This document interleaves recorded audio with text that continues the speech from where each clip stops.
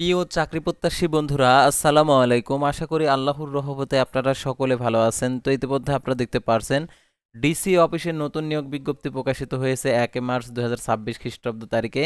তো এই নিয়োগ বিজ্ঞপ্তি সংক্রান্ত সকল তথ্যগুলো আজকের এই ভিডিওটিতে তুলে ধরা হবে। তো ভিডিও শুরুর প্রথমেই আপনি যদি অল জব নিউজ বাংলাদেশ এই চ্যানেলে প্রথমবার এই ভিডিওটি দেখে থাকেন তাহলে অবশ্যই আমাদের এই চ্যানেলটিকে সাবস্ক্রাইব করে রাখবেন, notification bell button all press করে রাখবেন, এই ভিডিওটিতে লাইক করে দেবেন। আর যারা ফেসবুক পেজে ভিডিও দেখছেন ফেসবুক পেজটি ফলো দিয়ে রাখবেন। ডিসক্রিপশন বক্সে আমাদের ফেসবুক পেজের লিঙ্ক দেওয়া রয়েছে, তো এখানে ক্লিক করে দেবেন, সাথে সাথে আমাদের ফেসবুক পেজে নিয়ে যাবে। তো আমাদের ফেসবুক পেজ এবং ইউটিউব চ্যানেলে যে সকল আপডেটগুলো তুলে ধরা হয়ে থাকে সরকারি বেসরকারি এনজিও, ডিফেন্স, শিক্ষক নিয়োগ, sales marketing, railway job, NGO job, এক কথায় সকল ধরনের নিয়োগ বিজ্ঞপ্তি। আর আপনি কোথায় থেকে দেখছেন অবশ্যই আপনার জেলার নামটি কমেন্ট বক্সে লিখে জানাবেন, কারণ আপনার জেলার যে কোনো নিয়োগ বিজ্ঞপ্তি প্রকাশিত হলে অবশ্যই আপনারা জানতে পারবেন আমাদের ফেসবুক পেজ এবং ইউটিউব চ্যানেলে। সেহেতু আপনার জেলার নামটি কমেন্ট বক্সে লিখে যাবেন। তো আর কথা না বাড়িয়ে আপনাদেরকে দেখে দিচ্ছি ডিসি অফিসের সেই নিয়োগ বিজ্ঞপ্তিটা। তো দেখতে পারছেন এখানে যে যে প্রথমে দেখতে পারছেন অফিস সহকারী কাম কম্পিউটার মুদ্রাক্ষরিক পদের সংখ্যা 6টি। এটার জন্য দেখতে পারছেন গেট হচ্ছে 16তম গেটে 22,000 টাকা থেকে 9,300 টাকা থেকে 22,490 টাকা। এটার জন্য দেখতে পারছেন কোনো স্বীকৃত বোর্ড হতে উচ্চ মাধ্যমিক সার্টিফিকেট, সমান পরীক্ষা উত্তীর্ণ, কম্পিউটার চালানোর দক্ষতা থাকতে হবে, word processing, presentation basic, computer troubleshooting দক্ষতা থাকতে হবে, কম্পিউটার মুদ্রাক্ষরকে প্রতি মিনিটে বাংলায় 20 এবং ইংরেজিতে 20 শব্দের গতি থাকতে হবে। তারপরে দেখতে পাচ্ছেন হিসাব সহকারী পদের সংখ্যা 6টি, তারপর ব্রাঞ্চ সহকারী পদের সংখ্যা 1টি। এটার জন্য দেখতে পাচ্ছেন বেতনের স্কেল 16,000 টাকা থেকে 16,000 16তম স্কেলে 9,300 টাকা থেকে 22,490 টাকা বেতনে। এটার জন্য যোগ্যতা দেখতে পাচ্ছেন উচ্চ মাধ্যমিক অর্থাৎ এইচএসসি পাস, কম্পিউটারে দক্ষতা থাকতে হবে, word processing, spreadsheet, presentation, computer troubleshooting অর্থাৎ কম্পিউটারের বিভিন্ন ধরনের সমস্যার ট্রাবল শুটিং বলতে বিভিন্ন ধরনের সমস্যা হয়ে থাকে, র্যামের সমস্যা হয়ে থাকে, প্রসেসরের সমস্যা হয়ে থাকে, মাদারবোর্ডের সমস্যা হয়ে থাকে, পাওয়ার সাপ্লাইয়ের সমস্যা হয়ে থাকে। তো এই সকল মনিটরের সমস্যা হয়ে থাকে। এই সকল দক্ষতাই হচ্ছে ট্রাবল শুটিংয়ের দক্ষতা।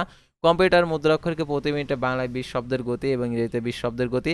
অর্থাৎ গতি বলতে এখানে বোঝানো হয়েছে আপনি যে শব্দের এখানে যে একটা শব্দ রয়েছে, তো এটা মিলে হচ্ছে একটা শব্দ, তার গতি একটা শব্দ, সম্পূর্ণ একটা শব্দ, হতে একটা শব্দ, হবে একটা শব্দ।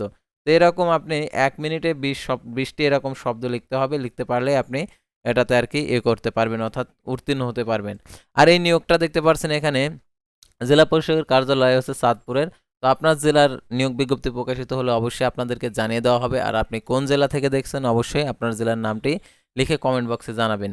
তো দেখতে পাচ্ছেন জনপ্রশাসন মন্ত্রণালয়ের উদ্যত কর্মচারী 16 নম্বর ও 16ই নভেম্বর 2025 খ্রিস্টাব্দ তারিখের স্মারকে 14ই ডিসেম্বর 2025 খ্রিস্টাব্দ তারিখের স্মারকের জেলা প্রশাসকের কার্যালয় চাঁদপুরের অধীনে উপজেলা নির্বাহী অফিসারের কার্যালয় সমূহে নিম্নবর্ণিত শূন্য পদের প্রদর্শিত 2015 সালের জাতীয় বেতন স্কেল প্রদত্ত ভাতায় সম্পন্ন অস্থায়ী ভিত্তিতে জনবল নিয়োগের নিমিত্তে ডিসি saadpur.teletalk.com ভিডিও ওয়েবসাইটে বাংলাদেশি নাগরিকদের নিকট থেকে, বাংলাদেশি স্থায়ী নাগরিকদের নিকট নিকট থেকে অর্থাৎ চাঁদপুর জেলার স্থায়ী বাসিন্দাদের নিকট থেকে দরখাস্তের আহ্বান করা যাচ্ছে। তো এটা প্রথমে অস্থায়ী থাকবে 1 বছর, তারপরে স্থায়ী হয়ে যাবে। তো দেখতে পাচ্ছেন যারা চাঁদপুর জেলার প্রার্থী রয়েছেন তারা এই ভিডিওটি সম্পূর্ণ দেখবেন, কারণ আপনার জেলায় নিয়োগ বিজ্ঞপ্তিটা। তো দেখতে পাচ্ছেন প্রার্থীর বয়স সীমা 1/3/2026 খ্রিস্টাব্দ তারিখ 18 থেকে 32 বছরের মধ্যে হতে হবে। বয়স প্রমাণের ক্ষেত্রে অ্যাফিডেভিট গ্রহণযোগ্য নয়।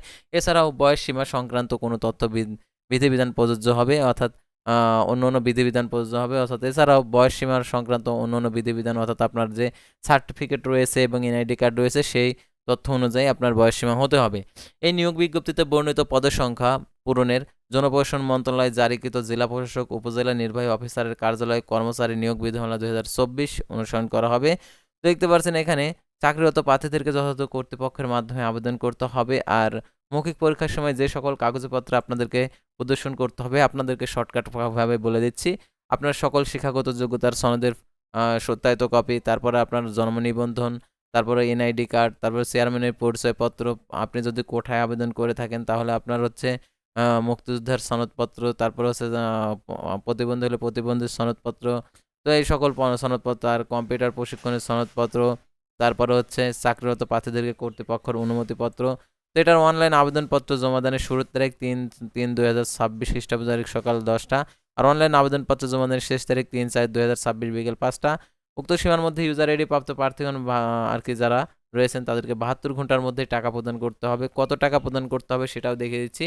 আর অনলাইন আবেদনপত্র সাবমিট করা হলে একটি অ্যাপ্লিকেশন কপি পাবেন, সেই অ্যাপ্লিকেশন কপিতে একটি ইউজার আইডি দেওয়া থাকবে, সেই ইউজার আইডি ব্যবহার করে টেলটক প্রিপেড মোবাইল নাম্বার অর্থাৎ টেলটক প্রিপেড সিম দিয়ে আর কি আপনাদেরকে টাকা প্রদান করতে হবে। আর কি 2টি SMS 112 টাকা আপনাদেরকে প্রদান করতে হবে।